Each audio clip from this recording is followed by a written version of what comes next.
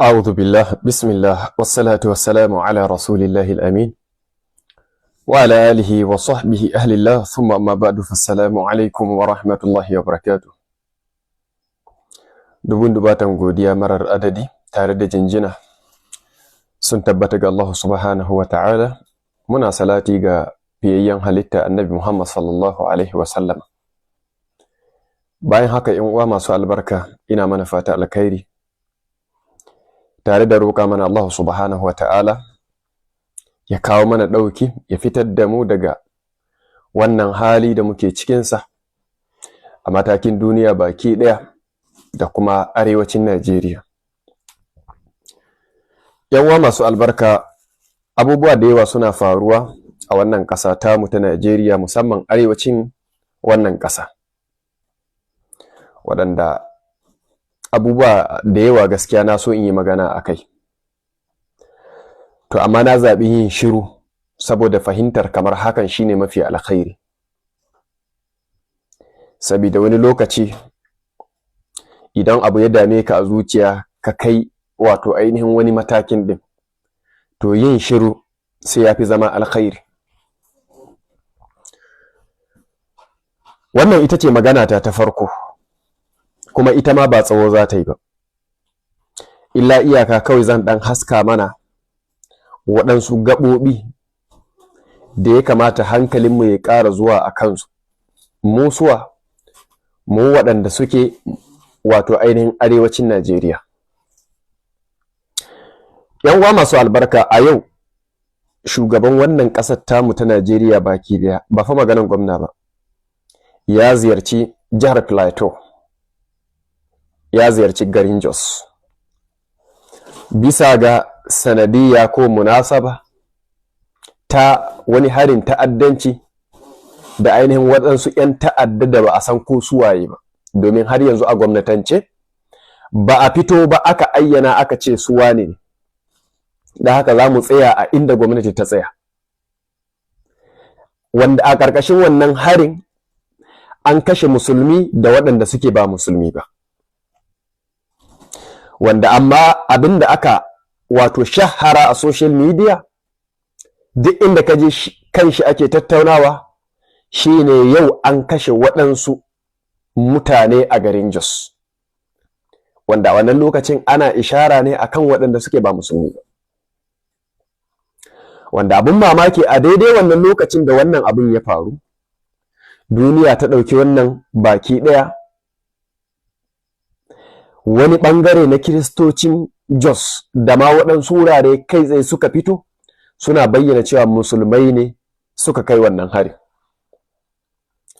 Mun dai ga bayanai na tinziri da wannan ba American yayi na nuna cewa musulmai ne suka kai wannan harin ga kiristoci,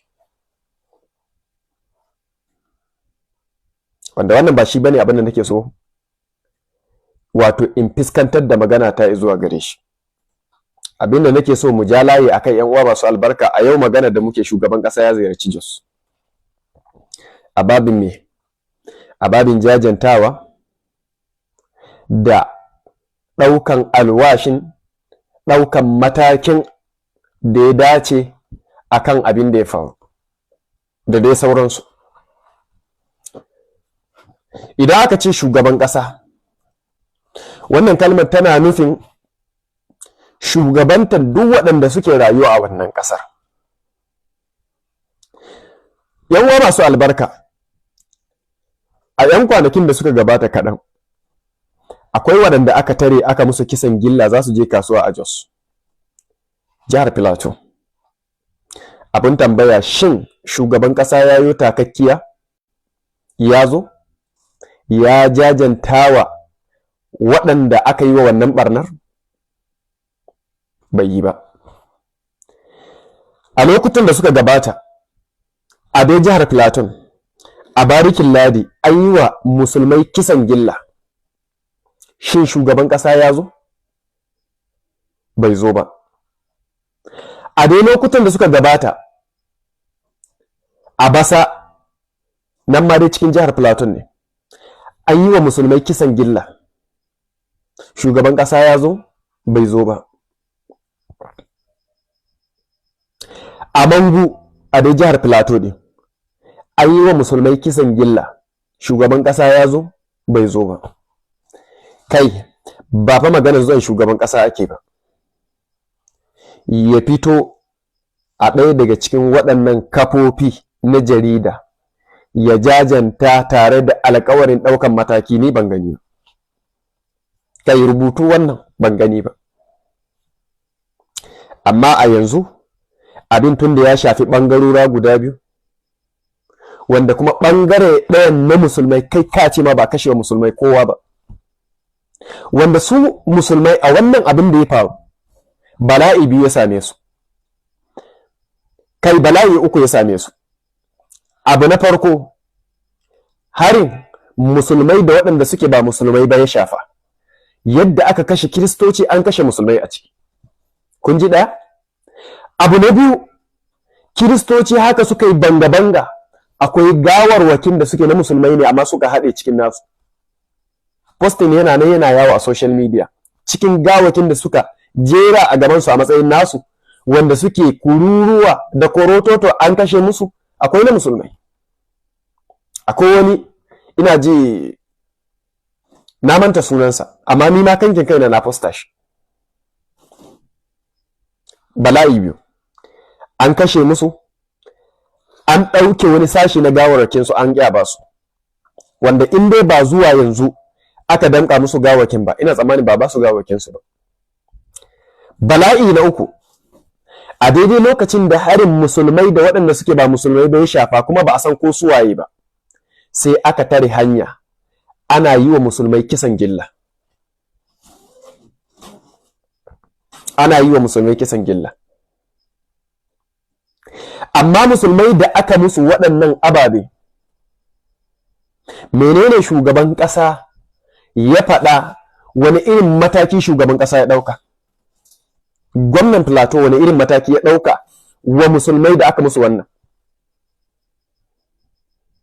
Musulman da aka tare ba su ji ba, ba su gani ba, ba su ci ba, ba su sha ba, ba su taka ba, su zubar ba, aka musu wannan kisan gillan, wani irin mataki ne gwamna ya ɗauka musu? Waɗannan wurare daban-daban da aka yi wa musulmai kisan gilla a baya, shin gwamnan Plateau ya taka ya je? Mun ga ya je anguwar da wannan harin ya faru tun da ya shafi kiristoci. To tambaya, sauran wurare irin su Barikin Ladi, irin su Basa, irin su wato ainihin Mangu da a baya duka an zubar da jinainayin musulmai, gwamnan Plateau ya je?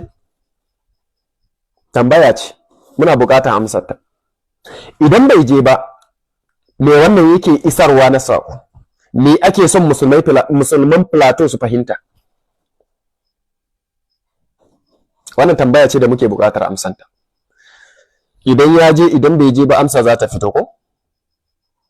To sai gashi wannan abin da ya faru, gwamnan jihar Plateau ya wanki kafa ya tafi fadar shugaban ƙasa, ya je ya ga shugaban ƙasa akan wannan kes din. Musulman da aka kashe a baya, shin yayi haka? Yayi haka? Ita ma wannan tambaya ce da muke buƙatar amsanta. Sai gashi shugaban ƙasa ya tako ya zo har Plateau kan wannan kes din.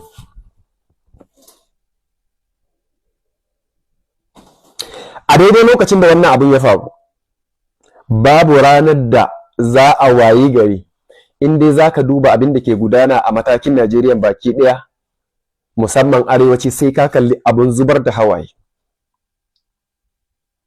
a waɗannan jihohinmu na arewaci. Shin shugaban ƙasar nan tamu ya ɗauki irin matakin da ya ɗauka ne ya je wajen waɗanda wannan abin wato ainihin ya shafa, ya musu kalaman da za su kwantar da wato ainihin hankalinsu ta fiskan alkawarta musu ɗaukan emergency na matakin da ya dace? Tambaya ce. Ka duba haga abin da ke faruwa a Sokoto, yadda ake zubar da jinin al'umma. Shugaban ƙasa ya je? ka duba haga abin da ke faruwa a Zamfara, ka duba haga abin da ke faruwa a Kebbi, Kaduna, Nasarawa, Borno, Adamawa, Gombe, Bauchi da dai sauransu. Shin yadda ake zubar da jinainayin al'umma, talakawa, musulmai, shin shugaban ƙasa ya taka ya je? A nan baya-baya, a nan Borno,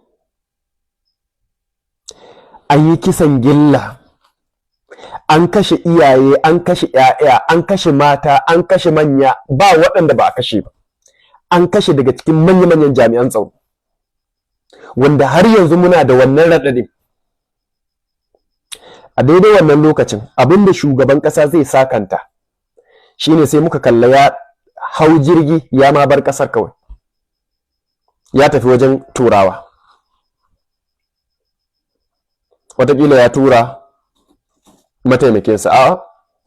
A daidai wannan lokacin sai ga mataimakinsa da yake wanda ya fito ne daga jihar da wannan abin ya faru, ya tafi kudancin Najeriya.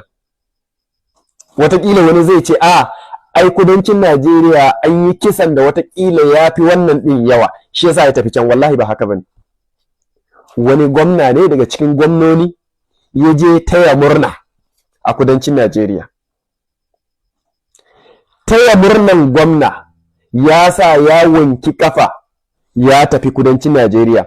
A daidai wannan lokacin a jihar da ya fito, Borno, an kashe musulmai, an kashe al'ummar wannan jihar, amma bai tako ya zo wannan jihar, ya zo wannan wurin da abin ya faru ba, don ainihin jajantawa al'ummar da wannan abin ya shafa, da jajantawa al'ummar ƙasar baki ɗaya. Wani saƙo ake so a aika ga mu talakawan wannan ƙasa ta Najeriya? Me ake so mu fahimta? Yadda ake zubar da jinainayinmu, babu ranar da za a wayi gari face ka kalli abin da kawai za ka ji kamar ka kulle kanka, kama daina mu'amala da kowa, kama daina wato ainihin kallon komai saboda baƙin ciki. Wani irin mataki ne wannan gwamnatin ta ɗauka? Amma yau guda ɗaya ya faru, shugaban ƙasa ya tashi ya zo da kansa ba aike ba. A daidai lokacin da waɗannan ababe da suke faruwa kaf a waɗannan jihohin da muka lissafa, babu wato ainihin wurare ƙwarara masu yawa da zaka nuna ka ce shugaban ƙasa ya takakkiya ya je. Amma fa ga ɗaya ya faru a Jos, ya yi takakkiya ya zo. Kwanakin baya a Benue an kashe waɗansu, tunda ba musulmai bane, nan ma ya yi takakkiya ya je wajen jajanta musu da kuma alƙawarin ɗaukan mataki bisa ga wannan abin da ya faru. Ta waɗannan ababe guda biyu, na biyu ne mun ga shugaban ƙasa ya ce suwa aka kashe ba musulmai ba. Na Jos suwa aka kururuta kisar tasu har ya zo waɗanda suke ba musulmai ba. Tambaya, anya wannan gwamnatin ta yadda gwamnati ce da ta ke mulkan musulmai da waɗanda suke ba musulmai ba? Ta yadda ita a kankin kanta gwamnati ce da take mulkar dukkanin waɗanda suke rayuwa a ƙasar? Ko kuwa ita kankin kanta tana filin waɗansu ɗaiɗaiku ne take mulka, ko kuma waɗansu ke ɓantattu ne? Muna da buƙatar amsar wannan tambayar. Kowa ya sani waɗannan kafiran Jos ɗin suna daga cikin waɗanda suke bayyana bakar adawa su ga wannan gwamnati. Saboda menene? Ita gwamnatin ta ce muslim. Amma duk da hakan ga irin abin da ya sakanta musu, ko kuma ita wannan gwamnatin ta sakanta musu. Su musulman da suka zaɓi gwamnatin ga kuma abin da aka sakanta musu. Me ake so mu fahimta? Wani saƙo ake aika mana a cikin zukatanmu mu musulman Najeriya baki ɗaya? shi yasa na ce mana wato wani karatu wanda bai kamata mu zama dabbobi mu manta shi ba yana faruwa a wannan ƙasa tamu, wanda ya kamata mu haddace shi hadda mai kyau wanda babu mantuwa a kanta. Mu ainihi dakon zagayowar ranar zaɓe, mu yi tanadin wannan, mu je ainihin mu zaɓi abinda muke ganin shine zai zame mana wato ainihin mafita, zai zame mana solution. Mu karya dukkanin wata gwamnati da ta zalunce mu, dukkanin wata gwamnati da bata iya tsare mana jinainayenmu, dukiyoyinmu, mutuncinmu, wallahi wajibi ne mu kawar da ita. don haka lallai ne mu tashi ainihin mu tabbatar da katin zaɓenmu wato ainihin yana hannunmu. Lokacin zaɓen Allah maɗaukin sarki ya sa muna daga cikin rayayyu waɗanda kuma suke yawo a waje ba a kama su ba, aka garkame su. Mu fita mu yi zaɓe.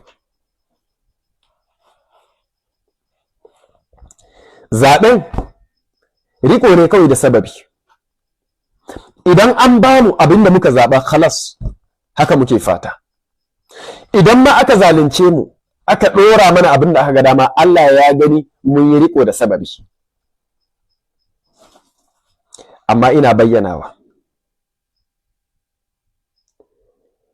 bi kulli saraha, idan Allah maɗaukin sarki ya tsawaita rayuwarmu zuwa lokacin wannan zaɓe, ya Allah muna roƙonka duk wanda zai fito ya tallata mana wannan gwamnati da sunan addini ne ko ma da kowace irin riga ce, ya Allah muna roƙonka ka tsine masa albarka. Duk wanda zai fito ya sake tallata mana wannan gwamnatin ta zalunci, ya Allah ka tsine masa albarka da kowace irin riga ya fito, rigar malanta ce ko rigar siyasa ce ko kowace irin riga ce, ya Allah ka tsine masa albarka, ka cire albarka daga rayuwarsa, ka raba shi da kwanciyar hankali. Idan yayi ne don ya samu duniya, ya Allah ka raba shi da duniya. Wannan ita ce addu'ar da nake yi a lokacin da nake ibaduna, kuma ina sarraha wannan a fili. ‘Yan uwa masu albarka, akwai buƙatar mu sake komawa zuwa ga Allah subhanahu wa ta'ala. Mu kai kokenmu ga waɗanda suke azzalumai, waɗanda suke a fili da waɗanda suke ɓoyayyu, waɗanda suka zalunce mu, da waɗanda suke da ikon bi mana kadu bisa ga waɗannan zalunci da ake mana ba su bi mana ba. Masu rabon shiriya daga ciki mu roƙi Allah maɗaukin sarki ya shiryar da su.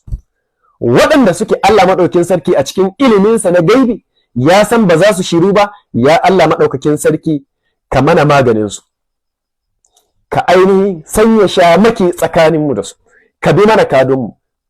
Ya Allah, yadda ka halakar da kangararru daga cikin waɗanda suka gabata, ya Allah su ma ka halakar da su.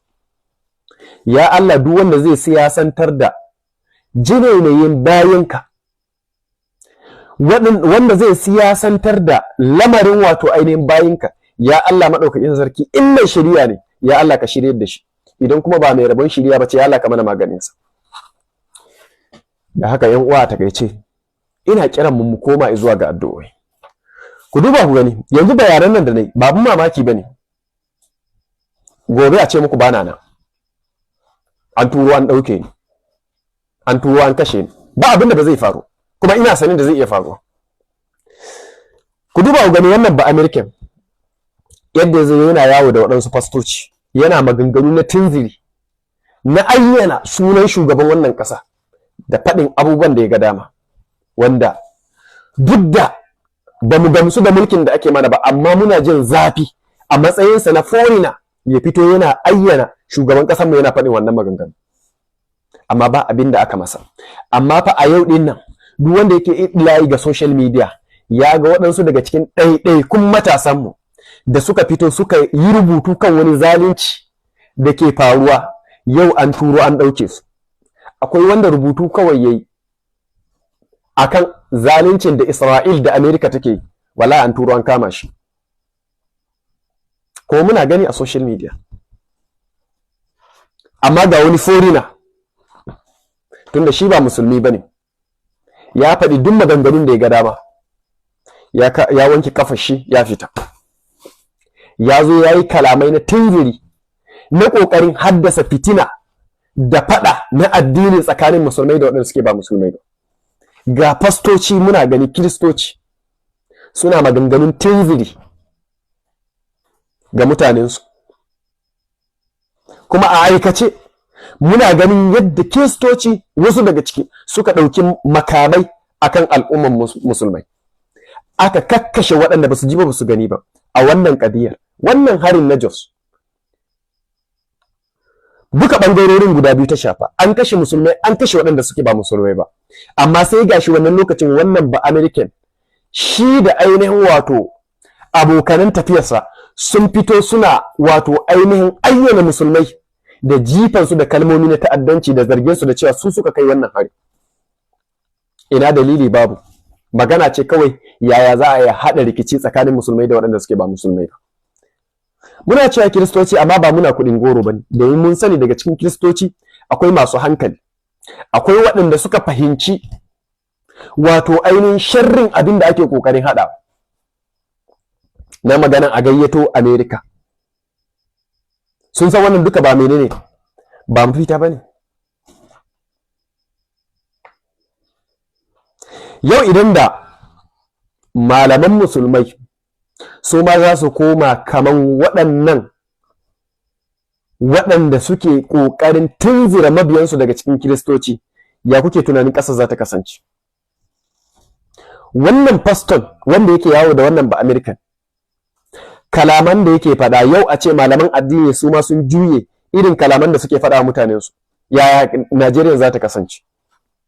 Ko kuwa mu'amalar da wato kiristocin Jos suka yi wa musulmai na bayan wannan harin, an kashe musulmai da waɗanda suke ba musulmai ba, suka ɗauki makamai suka faɗawa wato waɗanda ba su ji ba su gani ba matafiya, idan da su ma musulmai za su ce za su yi irin wannan na Kano, na Maiduguri, na ko'ina a ce za a ɗauka irin wannan, yaya ƙasar za ta kasance? Wannan tambaya ce. Wannan tambaya ce. Abin da ya kamata dukkanin wani musulmi wato ya lura kuma ya faɗa wa kansa shine, duk waɗannan abubuwan da suke faruwa ba wai abubuwa bane da kai tsaye zaka ce wai iya musulmai ne kai ake atakin nasu. A magana ce ta ya za a rusa arewaci. Kai musulmi ka san babu yadda za a ce wai za ka rayu a Najeriya wai kai kaɗai ba tare da Kirista ba. Shi ma kuma Kirista in yace zai rayu a Najeriya wai ba zai rayu da musulmi ba, shi ma ya yi wa kansa ƙarya. Allah ya kaddara mu rayu wuri ɗaya. Sai mu yi ƙoƙari mu dubi dukkanin wata wato ainihin mas'uliyya da za ta tinkare mu kai tsaye, sai mu magance ta.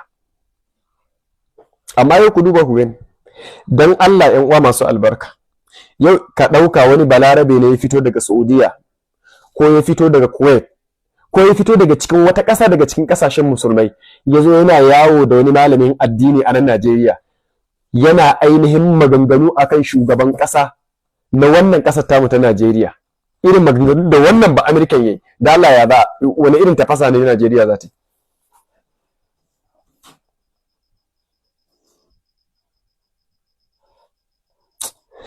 Allah madaukakin sarki muke roƙo da ya datar da mu, amma ko shakka babu akwai buƙatar baki ɗaya mu faɗaka, mu farka, mu gane cewa ana so ne kawai a yi amfani da ni, a yi amfani da kai Kirista ne ni musulmi ne, a haddasa rigima a tsakaninmu.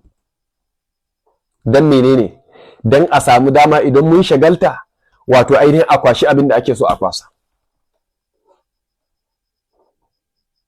Da haka yan uwa masu albarka, wallahi mu farka. Lallai ne mu tsaya mu dubi matsalolinmu, mu san yadda za a yi mu magance waɗannan matsaloli. Wannan shine kawai. ko mu ci gaba da addu'o'i, musulmanmu da kiristocinmu mu ci gaba da addu'o'i. Allah madaukin sarki ya datar da mu. Assalamu alaikum wa rahmatullah.